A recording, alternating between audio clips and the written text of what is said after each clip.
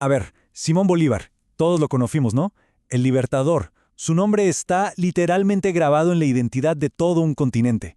Pero, ¿y si la historia que nos contaron siempre omite una parte, digamos una parte crucial? Hoy vamos a darle una vuelta a esa historia. Vamos a explorar una perspectiva que de verdad podría cambiarlo todo. Es que es imposible de verdad recorrer Sudamérica sin toparse con su legado. Plazas, ciudades, hasta países enteros llevan su nombre. Desde chicos nos enseñan a verlo así, como el gran titán que rompió las cadenas del Imperio Español. Es, en esencia, el mito fundacional. Y hasta ahora, para muchos, ha sido incuestionable. Y bueno, justo aquí es donde la cosa se pone interesante. La perspectiva que vamos a desgranar hoy plantea una pregunta bien incómoda. ¿Y si la independencia no fue realmente una liberación? ¿Si en realidad fue un simple cambio de dueño? Una transición sí, pero una calculada para llevarnos a una nueva forma de dependencia. Bien, vamos a desglosar esto. Primero lo primero, pongamos sobre la mesa la historia oficial, la que todos conocemos, la de Bolívar como el héroe antiimperialista que nos dio la libertad. O sea, la mismísima base sobre la que se construyó la identidad de muchas de nuestras naciones. Ahora sí, entremos en el primer pilar de este otro argumento. Y la idea es que la independencia no nació de un ideal puro y etéreo, sino de algo mucho, mucho más terrenal, una necesidad económica abrumadora. Una deuda gigantesca con banqueros británicos que, según esta visión, lo definió absolutamente todo desde el minuto cero. Ojo con esta cifra porque es clave para entender todo lo que sigue. 24.4 millones de libras esterlinas de la época. Estamos hablando de una suma que hoy sería, bueno, imposible de calcular, simplemente astronómica. Y el argumento es este. La deuda fue tan, pero tan fundacional que las nuevas repúblicas existieron, en la práctica, primero como clientes de los bancos británicos y solo después como países. Pensemos en eso un momento. Y aquí, bueno, aquí tenemos la que se presenta como la prueba más pero más devastadora de todas. Es una cita directa de Bolívar a Santander. Y no deja lugar a dudas, es que no hay ambigüedad alguna.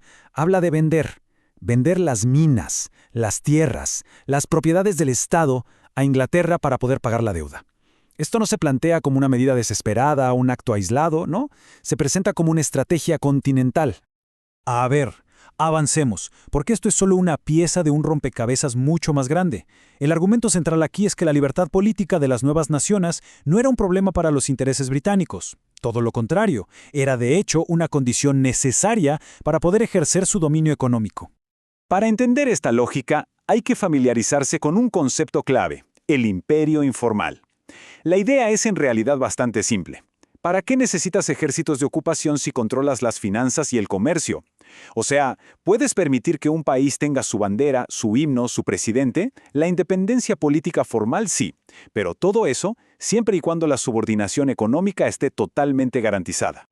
Es que lo que es realmente increíble es la claridad, la crudeza de la intención.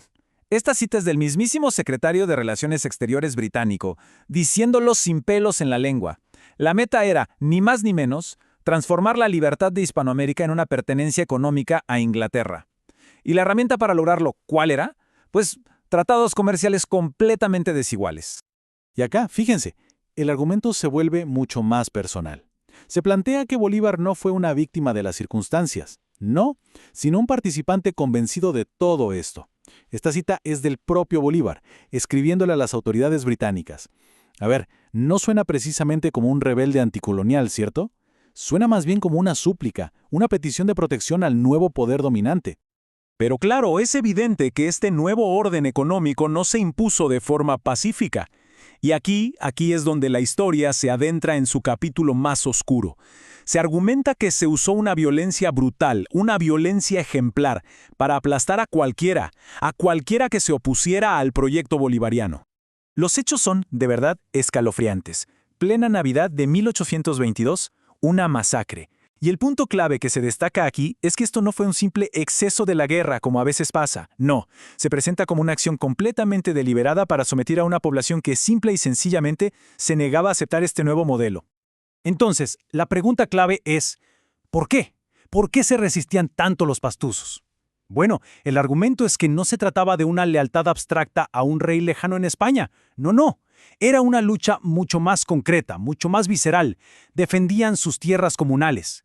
Tierras que, irónicamente, estaban protegidas por las viejas leyes coloniales y que ahora veían amenazadas por las élites criollas que querían privatizarlas para venderlas al mejor postor.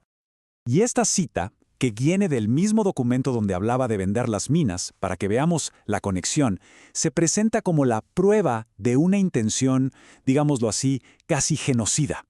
La violencia, se argumenta, no buscaba solo castigar, buscaba eliminar por completo un modelo social y económico que simple y llanamente estorbaba. Aniquilarlos para después repoblar la zona. Es tremendo. Muy bien, ahora alejemos el zoom un momento. Miremos el mapa completo, a escala continental. ¿Cuál fue el resultado geopolítico de todo este proceso? La respuesta que se propone es directa. No fue la unidad, sino todo lo contrario, una división calculada. Creo que esta comparación lo resume a la perfección. Pasamos de ser un espacio económico y político unificado durante 3 siglos a convertirnos en un archipiélago, un montón de naciones pequeñas, débiles, endeudadas y encima muchas veces enfrentadas entre sí. Una fragmentación que, por supuesto, le venía como anillo al dedo a los poderes extranjeros.